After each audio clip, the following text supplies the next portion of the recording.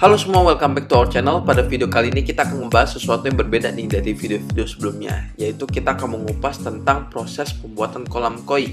Nah, buat teman-teman yang belum tahu gimana sih penampakan kolam kita dulu, kira-kira seperti ini.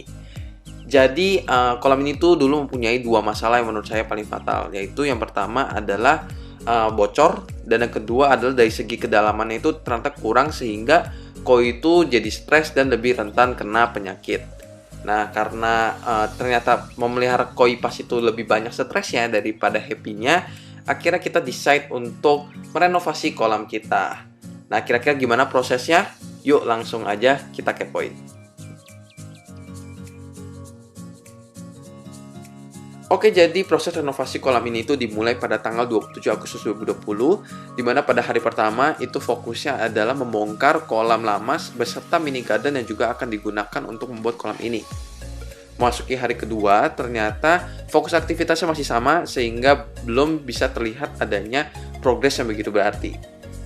Ketika masuk ke hari ketiga, kita bisa melihat progresnya di mana sudah mulai ada pemipaan, yaitu teman-teman bisa lihat ini ada 5 pipa yang terhubung ke setiap chamber, beserta ada 2 pipa di bagian kanan yang terhubung ke kolam utama.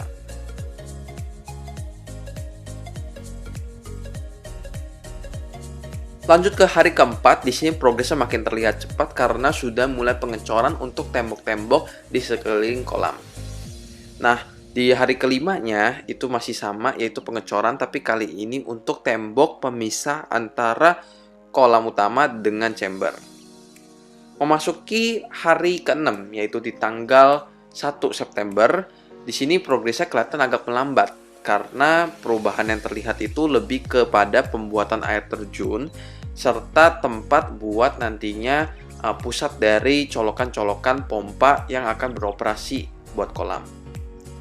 Tapi di hari ke-7, yaitu di tanggal 2 tepatnya, nah, di sini itu mungkin yang lebih kelihatan adalah mulanya ada rangka untuk pot tanaman yang akan ditaruh di samping kolam.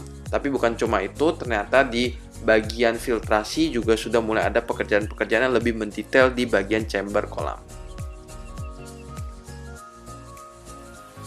Pada hari ke-8, yaitu tepatnya di tanggal 3 September, kita bisa melihat bahwasanya tembok-tembok pemisah antar chamber sudah jadi, dan juga untuk pot tanaman sudah hampir beres.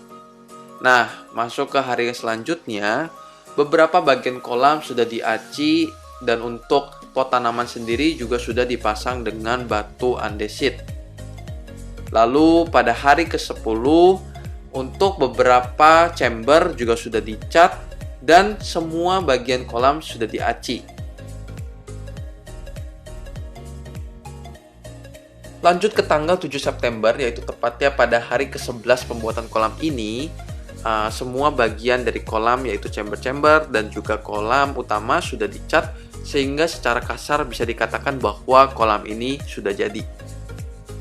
Selang 2 hari setelahnya, kita langsung melakukan pengisian air pertama, dan keesokan harinya dilanjutkan dengan penanaman tanaman-tanaman untuk mempercantik estetika dari kolam itu. Setelah perendaman air selama beberapa hari di dalam kolam, saya kembali habiskan dengan tujuan untuk menghilangkan bekas-bekas cat ataupun bahan-bahan bangunan lainnya yang masih tersisa di dalam kolam tersebut. Dan tentu saja setelah itu adalah pengisian kedua, di mana saya sendiri melakukan running selama 3 hari sebelum memasukkan ikan-ikan koi ke dalam kolam. Nah, kira-kira begini proses pembuatan dari kolam koi ini.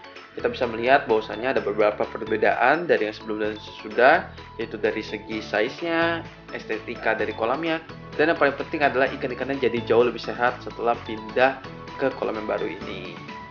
Oke, saya rasa cukup sampai sini. Harapannya dengan ada video ini bisa menginspirasi teman-teman yang lagi membuat kolam koi. Dan kalau misalkan teman-teman ada yang pengen request mau bahas tentang apa, boleh banget di-share di kolom komentar di bawah. Jangan lupa untuk support terus channel ini.